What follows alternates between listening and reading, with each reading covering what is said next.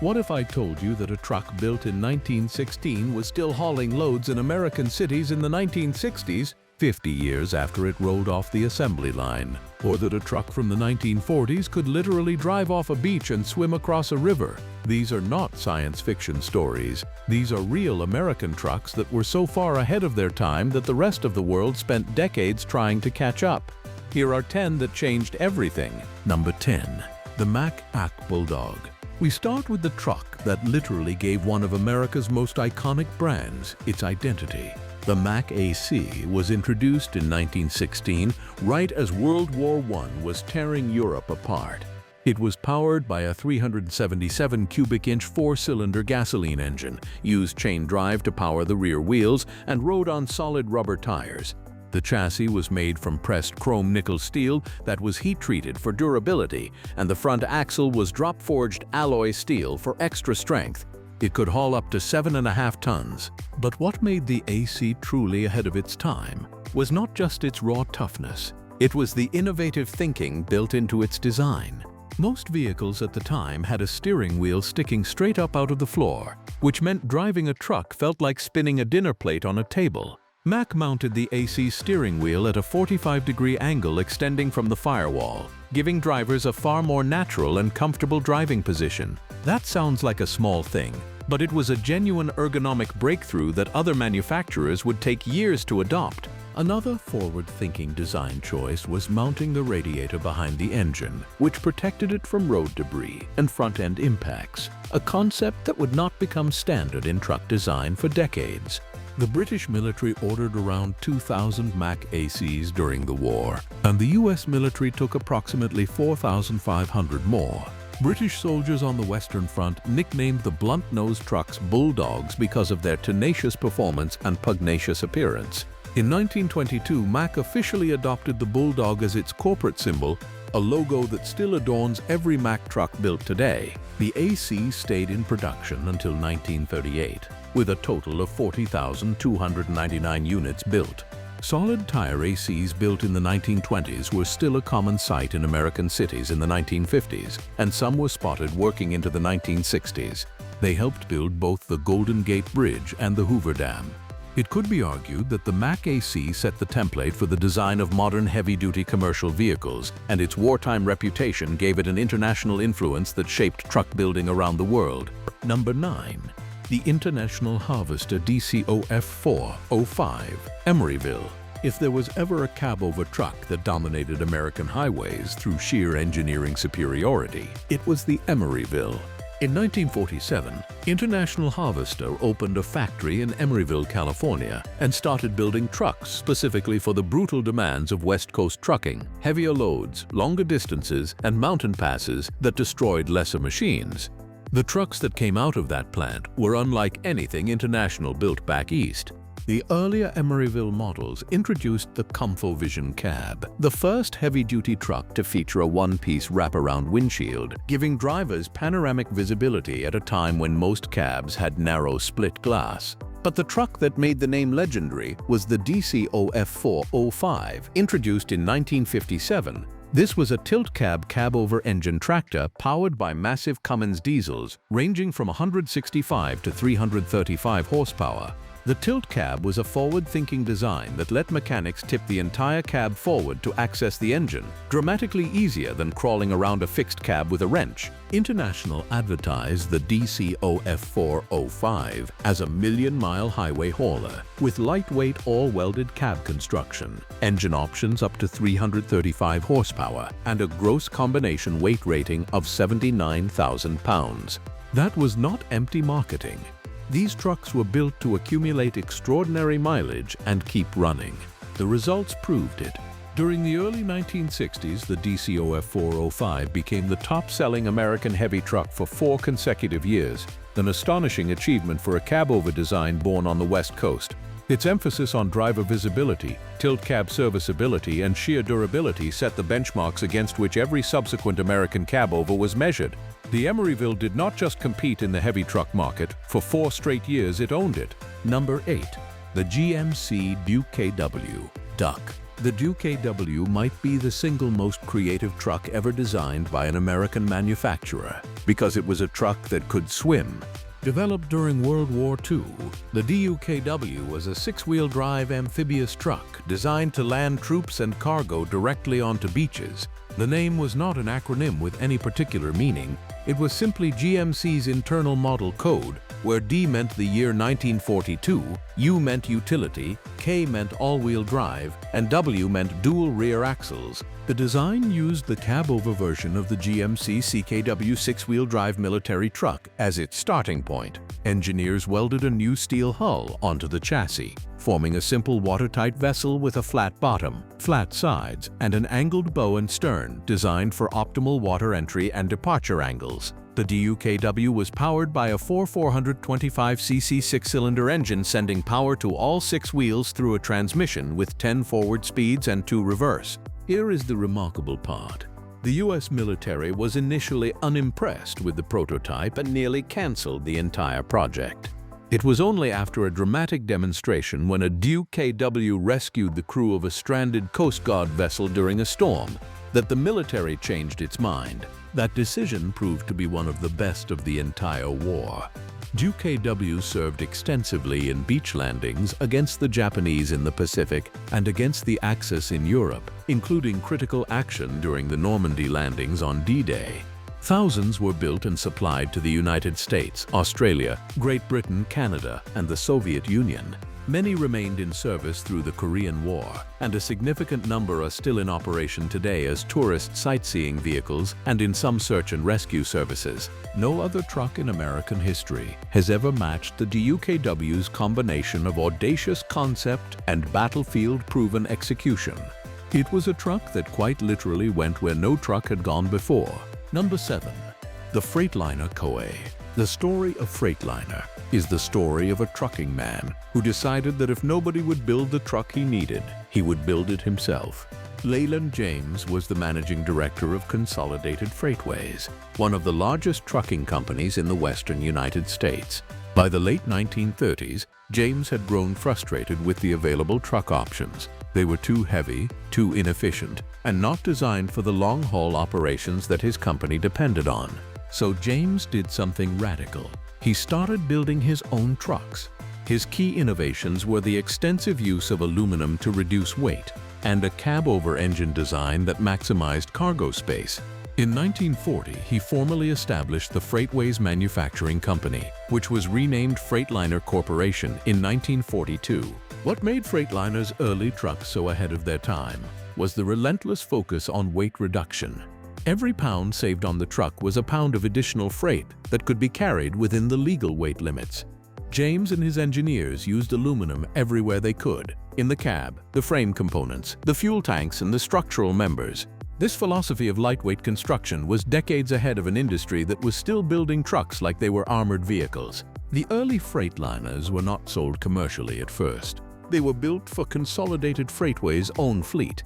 But they were so obviously superior that other trucking companies began asking to buy them.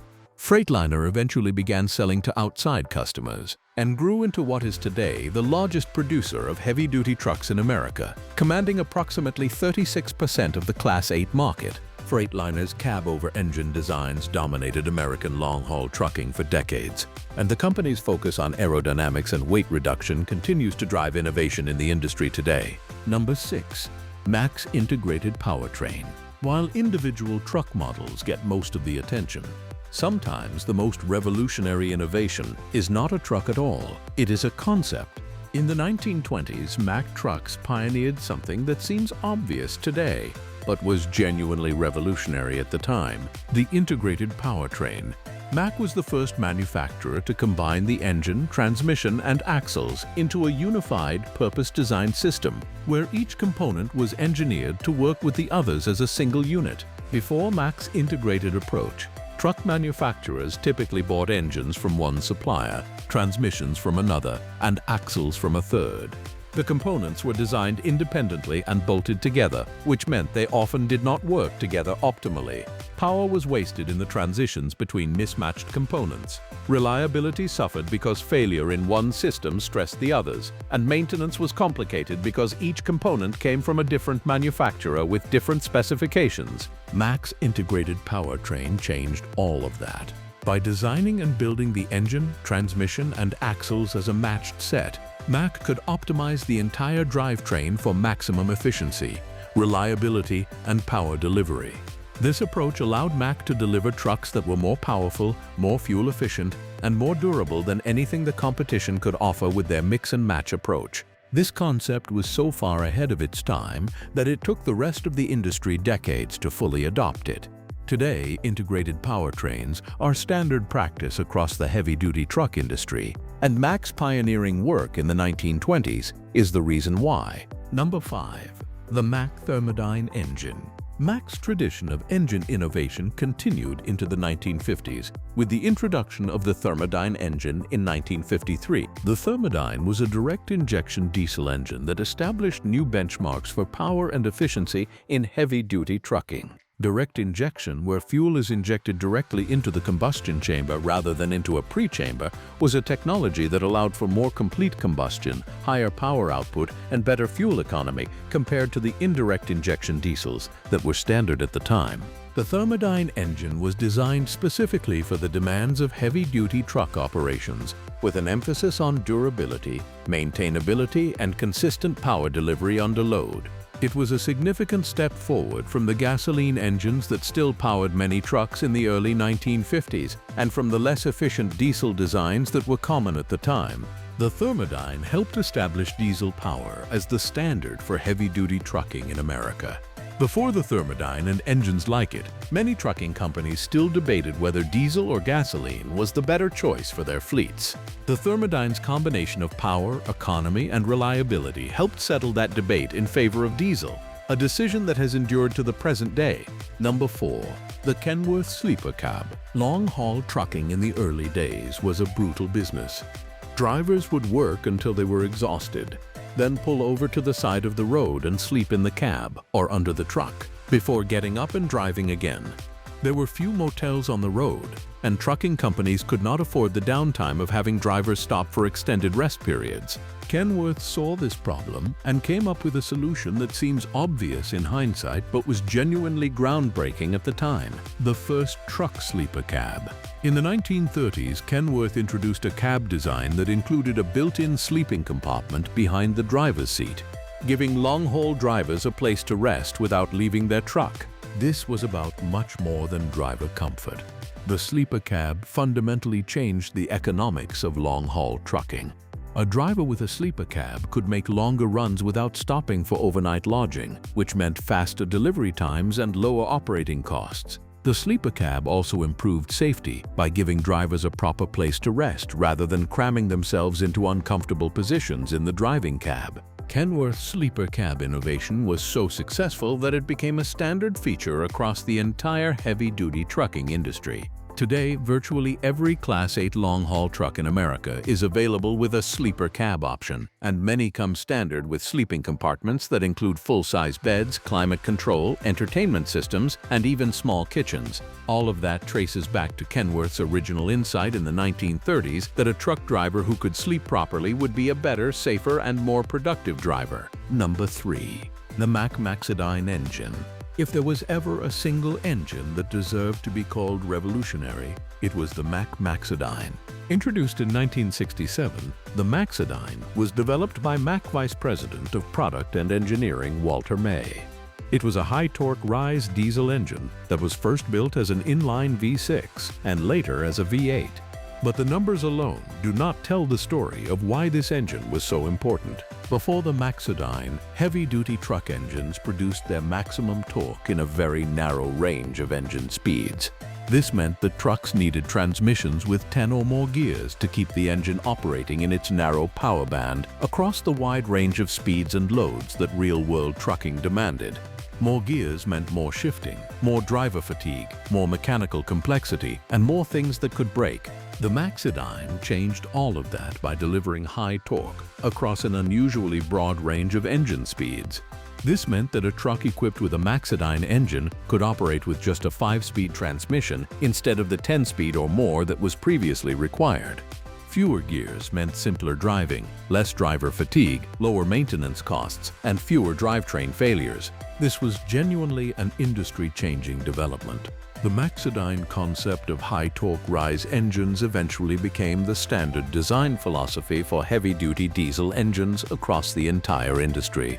Every modern truck engine that delivers broad, usable torque across a wide RPM range owes a debt to the engineering work that Walter May and his team did at Mack in the 1960s.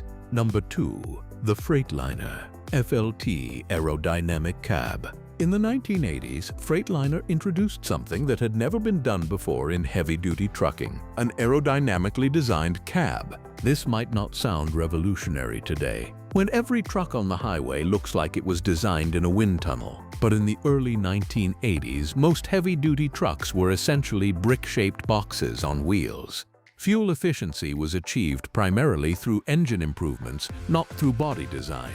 The idea that the shape of a truck's cab could significantly affect fuel consumption was considered almost radical. Freightliner proved the skeptics wrong.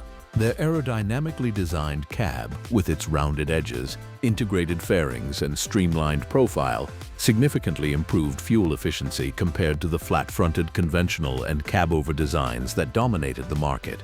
In an industry where fuel is one of the largest operating costs, even a small percentage improvement in fuel economy translates into enormous savings across a fleet of hundreds or thousands of trucks. The aerodynamic cab concept was so successful that it transformed the entire industry.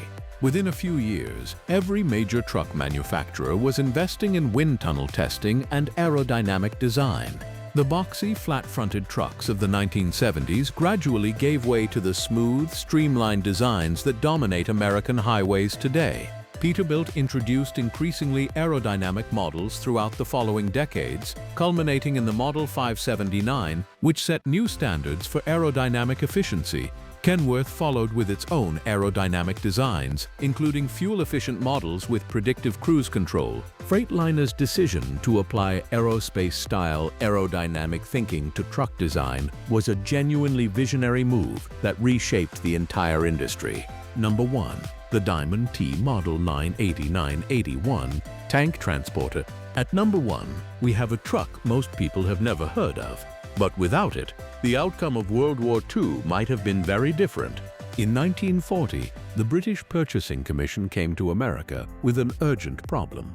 They needed a vehicle capable of transporting damaged tanks, machines weighing up to 38 tons across deserts and battlefields, often under enemy fire.